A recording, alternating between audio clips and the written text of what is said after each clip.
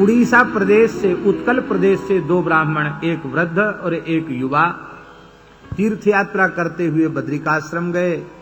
वृद्ध ब्राह्मण की तबीयत खराब हो गई, मरणासन्न हो गया, साथ के यात्री छोड़कर आगे बढ़ गए। और इस युवा ने, जिसका कोई रिश्तेदारी नातेदारी का संबंध इस ब्राह्मण से नहीं था, ऐसे ही वृद्ध की सेवा करनी चाहिए, सौहार्द पूर्वक वृद्ध की सेवा की। सेवा से वह वृद्ध ब्राह्मण स्वस्थ हो गया। स्वस्थ होकर के वहां से चलकर बद्रिकाश्रम से उत्तराखंड की यात्रा संपन्न करके वृंदावन आए। उस समय वृंदावन में श्री गोपाल जी प्रधान ठाकुर के रूप में विराजते थे। ये गोपाल जी सिंहपुर पे ही विराजते थे। तो श्री गोपाल जी का दर्शन करने वह आया। दर्शन करके निहाल हो गए, बड़े प्यारे। वे ही हैं साक्षी गोपाल, जो वृंदावन के ठाकुर गोपाल जी हैं। तो इस वृद्ध ब्राह्मण ने कहा कि देखो, तुमने रुग्णावस्था में मेरी सेवा करके मेरे प्राण बचाए हैं, मेरी बहुत सेवा की है यात्रा में। तो किसी ने हमारे प्रति उपकार किया है तो हमें प्रत्युपकार की भावना रखनी चाहिए। यदि हम प्रत्युपकार की भावना नहीं रखते हैं, प्रत्युपकार नहीं करते हैं, तो हम कृतघ्न माने जाएंगे। और हमारे शास्त्रों में लिखा है, समस्त पापों का प्रायश्चित्त है, किंतु कृतघ्नता का कोई प्रायश्चित्त नहीं है। कृतघ्ने नास्ति निष्कृति, कृतघ्नता महत् पाप है। कृतघ्नता महत् पापम निष्कृतिर नास्य विद्यते। इतना बड़ा पाप है, इसका कोई प्रायश्चित्त नहीं है। तो मैं ठाकुर जी के सामने साक्षी देकर गोपाल जी का प्रतिज्ञा करता हूं कि मेरी एक बेटी ही बची है विवाह के लिए, तो मैं अपनी एक बेटी का विवाह तुम्हारे साथ कर दूंगा। इसने कहा, मैं तो विवाह करना ही नहीं चाहता। बोले, अब तो मैंने प्रतिज्ञा कर ली। लौट करके अपने देश को उड़ीसा पहुंचे तो ब्राह्मण ने अपने परिवार के लोगों से अपनी इच्छा व्यक्त की। परिवार में पत्नी और पुत्र सब खिलाफ हो गए। बोले, ऐसे अपने मन से तुम निर्णय कैसे ले सकते हो? अरे, हम अपनी बेटी का ब्याह किसी अच्छे श्रीमंत ब्राह्मण कुल में करेंगे। ये तो गरीब है, गरीब के यहां अपनी बेटी क्यों देंगे? अपने से श्रेष्ठ कुल में कन्या देनी चाहिए, हम नहीं देंगे। उसने कहा, हमने प्रतिज्ञा की है। बोले, प्रतिज्ञा की तो की, क्या है? तुम्हारी नहीं चलेगी, हमारी ही चलेगी। ब्राह्मण निराश हो गया। उसने ब्राह्मण बालक को सारी बात बता दी कि घर में मेरी चल नहीं रही है।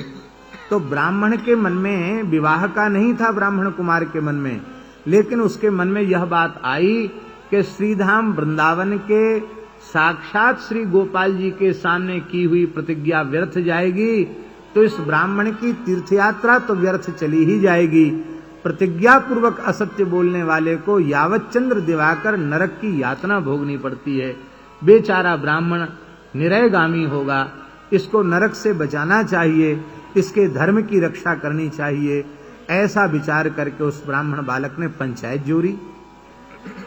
पर लड़की के पक्ष के जो इस ब्राह्मण के पुत्र थे, उन्होंने पंचों को पहले से ही मिला लिया अपने पक्ष में।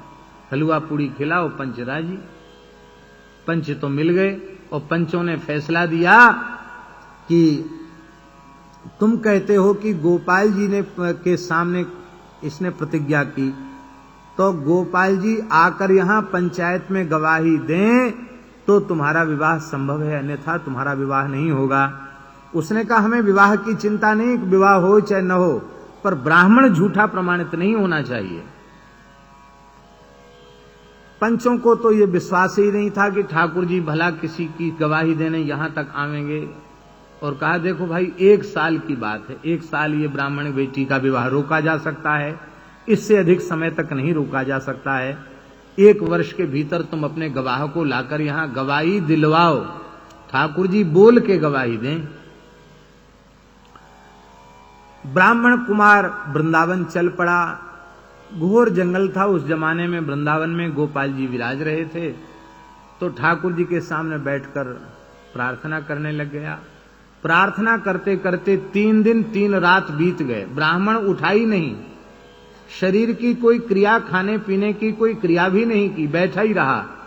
जब 3 दिन बीत गए तो रात्रि को गोपाल जी बोले, अरे बाबरे ब्राह्मण, मूर्ति कहीं किसी पंचायत में चलकर गवाही देती है, तुम भी ऐसी हट कर रहे हो।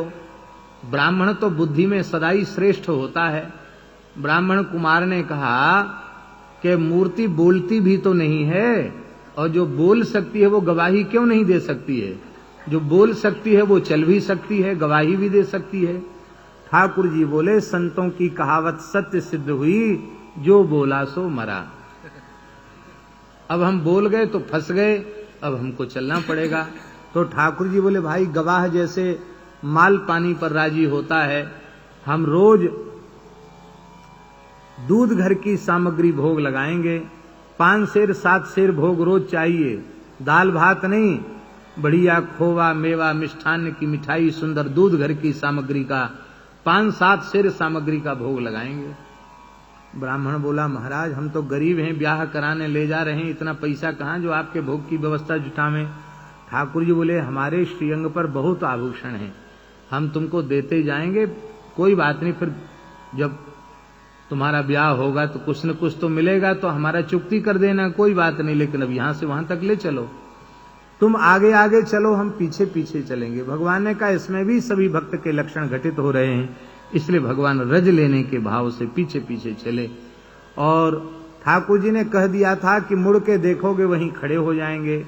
आज भी खुर्जा गांव के पास वह नदी है जहां ठाकुर जी की चरणों की शोभा निहारने के लिए नूपुर की रुंझुन रज में चरण धसने से कुछ कम हो गई, कहीं ठाकुर जी ठहर तो नहीं गए।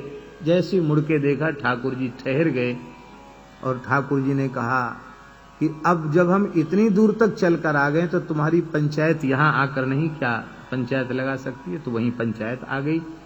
और कलिकाल की घटना है ठाकुर जी, प्रत्यक्ष भगवान ने अपने भक्त के विवाह की गवाही दी।